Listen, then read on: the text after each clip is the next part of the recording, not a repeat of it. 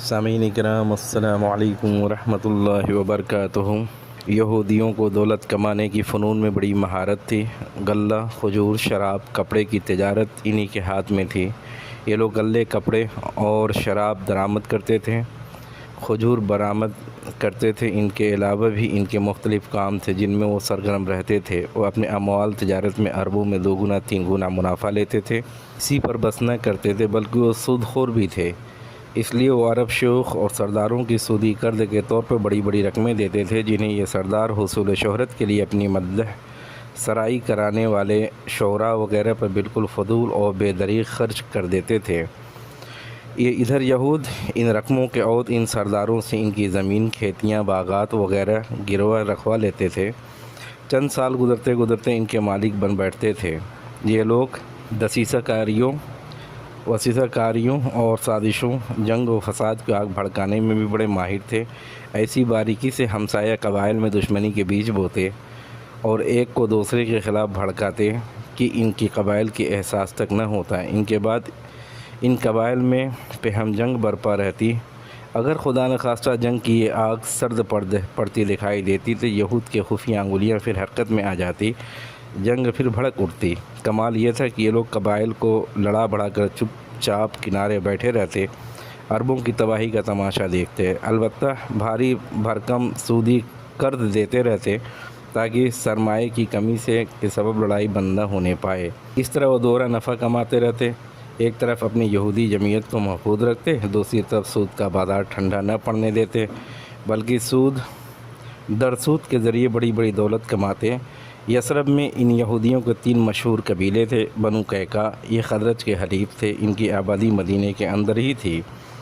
بنو نذیر، بنو قریظہ، یہ دونوں قبیلے اوس کے حلیف تھے اور ان دونوں کی آبادی مدینے کے اطراف میں تھی۔ ایک مدت سے یہی قبائل اوس اور خزرج کے درمیان جنگ کے شعلے بھڑکاتے رہتے اور جنگ بواس میں اپنے اپنے خلفائے کے ساتھ خود بھی شریک ہوئے تھے۔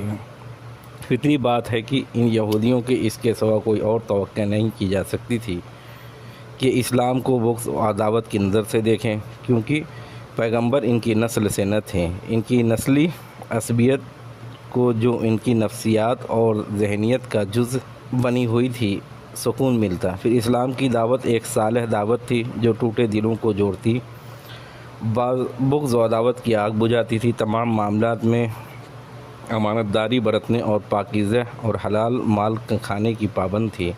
اس کا مطلب یہ تھا کہ اب یثرب کے قبائل آپس میں جڑ جائیں گے، ایسی صورت میں لازماً یہود کے پنجوں سے آزاد ہو جائیں گے، لہذا ان کے تاجرانہ سرگرمی مات پڑ جائے گی۔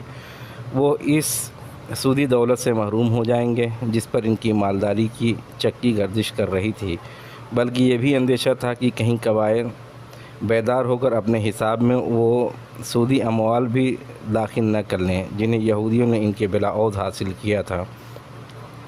اس طرح وہ ان زمینوں اور باغات کو واپس نہ لے لیں جنہیں سود کے ضمن میں یہودیوں نے ہتھیا لیا تھا۔ جب سے یہود کو معلوم ہوا تھا کہ اسلامی دعوت یثرب میں اپنی جنگ بنانا چاہتی ہے، تبھی سے انہوں نے ان ساری باتوں کو اپنے حساب میں داخل کر رکھا تھا، اس لیے کہ یثرب میں رسول اللہ صلی اللہ علیہ وسلم کی آمد کے وقت ہی سے یہود کو اسلام اور مسلمان سے سخت عداوت ہو گئی تھی، اگرچہ وہ اس کے مظاہرے کی جسارت خاصی مدت بعد کر سکے۔ اس کیفیت کو بہت صاف پتہ ابن اسحاق کی بیان کیے ہوئے ایک واقعے سے لگتا ہے۔ ان کا ارشاد ہے کہ مجھے ام المومنین حضرت صفیہ بنت حی بن اخطب رضی اللہ تعالیٰ عنہ سے یہ روایت ملی ہے کہ انہوں نے فرمایا، اپنے والد اور چچا ابو یاسر کی نگاہ میں اپنے والد کی سب سے چہیتی اولاد تھی۔ میں چچا اور والد سے جب کبھی ان کے کسی بھی اولاد کے ساتھ ملتی تو اس کے بجائے مجھے ہی اٹھاتے۔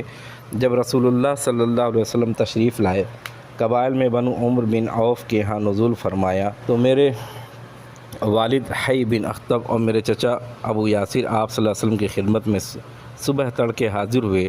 غروب آفتاب کے وقت واپس آئے، بالکل تھکے مادے، گرتے پڑتے لڑکھڑاتی چال چلتے ہوئے۔ میں نے حزب معمول چہک کر ان کی طرف دوڑ لگائی، لیکن انہوں نے اس قدر غم تھا کہ بخدا دونوں میں سے کسی نے بھی میری طرف التفات نہ کیا۔ میں نے اپنے چچا کو سنا، وہ میرے والد حی بن اخطب سے کہہ رہے تھے، کیا یہ وہی ہے؟ انہوں نے کہا، ہاں خدا کی قسم۔ چچا نے کہا، آپ انہیں ٹھیک ٹھیک پہچان رہے ہیں؟ والد نے کہا ہاں۔ چچا نے کہا تو اب آپ کے دل میں ان کے متعلق کیا ارادے ہیں؟ والد نے کہا عداوت، خدا کی قسم جب تک زندہ رہوں گا۔ اسی کی شہادت صحیح بخاری کی اس روایت سے بھی ملتی جس میں حضرت عبداللہ بن سلام رضی اللہ تعالیٰ عنہ کے مسلمان ہونے کا واقعہ بیان کیا گیا ہے۔ موصوف ایک نہایت بلند پایہ یہودی عالم تھے۔ آپ کو جب بنو نجار میں رسول اللہ صلی اللہ علیہ وسلم کی تشریف آوری کی خبر ملی تو آپ صلی اللہ علیہ وسلم کی خدمت میں اجلت تمام حاضر ہوئے اور چند سوالات پیش کیے جنہیں صرف نبی ہی جانتا ہے۔ جب نبی صلی اللہ علیہ وسلم کی طرف سے اس کے جوابات سنے تو وہیں سے اسی وقت مسلمان ہو گئے۔ پھر آپ صلی اللہ علیہ وسلم سے کہا کہ یہود ایک بہتان باز قوم ہے، اگر انہیں اس سے قبل کہ آپ صلی اللہ علیہ وسلم کی دریافت فرمائیں میرے اسلام لانے کا پتہ لگ گیا تو وہ آپ کے پاس مجھ پر بہتان تراشیں گے۔ لہذا رسول اللہ صلی اللہ علیہ وسلم نے یہود کو بلا بھیجا، وہ آئے اور ادھر عبداللہ بن سلام گھر کے اندر چھپ گئے تو رسول اللہ صلی اللہ علیہ وسلم نے دریافت فرمایا کہ عبداللہ بن سلام تمہارے اندر کیسے آدمی؟ انہوں نے کہا ہمارے سب سے بڑے عالم ہیں، وہ سب سے بڑے عالم کے بیٹے ہیں، ہمارے سب سے اچھے آدمی ہیں، سب سے اچھے آدمی کے بیٹے ہیں۔ ایک روایت کے الفاظ یہ ہیں کہ ہمارے سردار ہیں اور ہمارے سردار کے بیٹے ہیں۔ دوسری روایت کے الفاظ یہ ہیں کہ ہمارے سب سے اچھے آدمی ہیں اور سب سے اچھے آدمی کے بیٹے ہیں، ہمیں سب سے افضل ہیں اور سب سے افضل آدمی کے بیٹے ہیں۔ رسول اللہ صلی اللہ علیہ وسلم نے فرمایا اچھا یہ بتاؤ اگر عبداللہ مسلمان ہو جائیں تو یہود نے 2 یا 3 بار کہا اللہ ان کو ان سے محفوظ رکھے۔ اس کے بعد عبداللہ بن سلام رضی اللہ تعالیٰ برآمد ہوئے، فرمایا اشہد ان لا الہ الا اللہ و اشہد ان محمد رسول اللہ، میں گواہی دیتا ہوں کہ اللہ کے سوا کوئی لائق عبادت نہیں اور میں گواہی دیتا ہوں محمد صلی اللہ علیہ وسلم اللہ کے رسول۔ اتنا سننا تھا کہ یہود بول پڑے شرنا وابن شرنا، یہ ہمارے سب سے برا آدمی ہے، سب سے برے آدمی کا بیٹا ہے۔ اسی وقت ان کی برائیاں شروع کر دی۔ ایک روایت میں ہے کہ اس پر حضرت عبداللہ بن سلام رضی اللہ عنہ فرمائے اے جماعت یہود اللہ سے ڈرو، اس اللہ کی قسم جس کے سوا کوئی معبود نہیں، تم لوگ جانتے ہو آپ صلی اللہ علیہ وسلم اللہ کے رسول ہیں اور آپ صلی اللہ علیہ وسلم حق لے کر تشریف لائے ہیں، لیکن یہود نے کہا کہ تم جھوٹ کہتے ہو۔ یہ پہلا تجربہ تھا جو رسول اللہ صلی اللہ علیہ وسلم کو یہود کے متعلق حاصل ہوا اور مدینہ میں داخلے کے پہلے ہی دن حاصل ہوا۔ یہاں تک کہ جو کچھ ذکر کیا گیا ہے یہ مدینہ کے داخلی حالات سے متعلق تھا۔ بیرون مدینہ مسلمانوں کے سب سے بڑے دشمن قریش تھے اور 10 سال تک جبکہ مسلمان ان کے زیر دست تھے، دہشت مچانے، دھمکی دینے، تنگ کرنے کے تمام ہتھ کنڈے استعمال کر چکے تھے، اسی طرح ان کی سختیاں اور مظالم کر چکے تھے، منظم وسیع پروپیگنڈے اور نہایت صبر آزما نفسیاتی حرب استعمال میں لا چکے تھے۔ پھر جب مسلمانوں نے مدینہ ہجرت کی تو قریش کی ان کی زمینیں، مکانات، مال و دولت سب کچھ ضبط کر لیا۔ مسلمانوں ان کے اہل و عیال کے درمیان رکاوٹیں بن کر کھڑے ہو گئے، بلکہ جس کو پا سکے قید کر کے طرح طرح کی عادتیں دی۔ پھر اسی پر بس نہ کیا بلکہ سربراہ دعوت حضرت محمد صلی اللہ علیہ وسلم کو قتل کرنے اور آپ صلی اللہ علیہ وسلم کی دعوت کو بے خوبون سے اکھاڑنے کے لیے خوفناک سازشیں کی۔ اسے روبہ عمل لانے کے لیے اپنی ساری صلاحیتیں صرف کر دیں۔ باہمت جب مسلمان کسی طرح بچا کر کوئی 500 کلومیٹر دور مدینہ کی سرزمین جا پہنچے تو قریش نے اپنی ساکھ کا فائدہ اٹھاتے ہوئے گھناؤنا سیاسی کردار انجام دیا، یعنی یہ چونکہ حرم کے باشندے اور بیت اللہ کے پڑوسی تھے، اسی کی وجہ سے انہیں اہل عرب کے درمیان اتنی قیادت اور دنیاوی ریاست کا منصب حاصل تھا۔ اس لیے انہوں نے جزیرۃ العرب کے دوسرے مشرکین کو بھڑکا و اغلا کر مدینہ کی تقریباً مکمل بائیکاٹ کر دیا، جس کی وجہ سے مدینہ کے درآمد نہایت مختصر رہ گئی، جبکہ وہاں مہاجرین پناہ گیر کی تعداد روز بروز بڑھتی جا رہی تھی۔ در حقیقت مکے کے ان کے سرکشوں اور مسلمانوں کے اس نئے وطن کے درمیان حالات جنگ قائم ہو چکی تھی، اور یہ نہایت احمقانہ بات ہے کہ اس جھگڑے کا الزام مسلمانوں کے سر ڈالا جائے۔ مسلمانوں کو حق پہنچتا تھا کہ جس طرح ان کے اموال ضبط کیے گئے اسی طرح وہ بھی ان کے سرکشوں کے اموال ضبط کریں، جس طرح انہیں ستایا گیا تھا اسی طرح ان کے بھی سرکشوں کے ستائیں،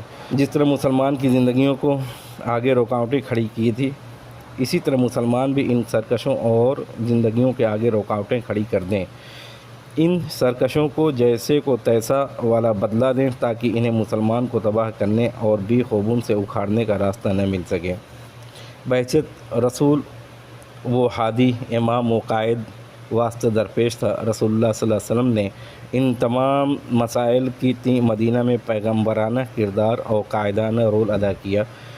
جو قوم وہ رافت و رحمت یا سختی درستی یعنی جس سلوک کے مستحق تھی اس کے ساتھ وہی سلوک کیا، ان میں کوئی شبہ نہیں کہ رحمت محبت کا پہلو سختی اور درستی پر غالب تھا، یہاں تک کہ چند برسوں میں زمام کار اسلام اہل اسلام کے ساتھ آ گئی۔ اگلے صفحات میں انہی باتوں کی تفصیلات ہدیہ قارئین کی جائیں گی۔